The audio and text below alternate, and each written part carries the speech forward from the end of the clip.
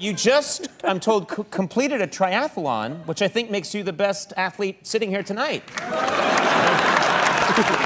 not gonna No, did you just did a triathlon? I've never done a triathlon. Yeah, it was fun. It was very hot. It was the third year I've done it. It was the Malibu Triathlon for Children's Hospital. Mm-hmm. Good cause. Yes, thank you. Tough crowd. Children should stay well. There was one person like, yeah, guys, children. No, too late. Too late. But it was too late. It was really hot this year. But we were talking earlier, and we were talking about, the first year I did it, they have these you have these transition times where you transition from the swim to the bike. And the first year I did it, I didn't understand these things, and they give you like all these biking costumes and everything. And Fox gives you like this biking shirt.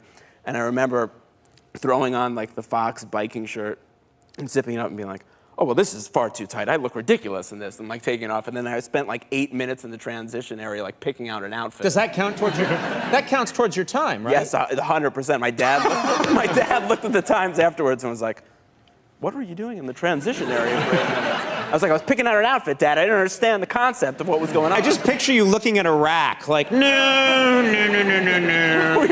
We were discussing because it's like, people take photos of you while you're doing this triathlon, and looking at photos of yourself as you're working out, one might think that maybe you look like Blake Griffin when you're working out, and it's the exact opposite, unfortunately. It doesn't. They always get an awkward. It just looks awkward somehow. Because you're in there and you're doing it and you're like running and you're perspiring and you're sweating. You're like, all right, yeah, this is happening, man. This is about as manly as I'm gonna get for the year. Yeah.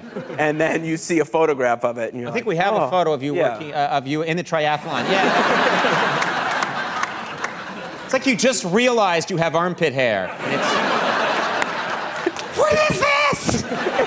It's like you just finished Marley and Me. And you're like, pulling you down. Only like you have to go to the bathroom at the same time. Is this true? I had to ask you about this. There's your show, obviously very popular, New Girl. There's a fake drinking game on the show that's completely invented, that's made up, called True American, and it's almost impossible to do. I mean, it doesn't really exist. There are people who do it. They send me pictures on Twitter all the time. That's what I'm hearing, is that you're now getting photos from people saying we've played the game.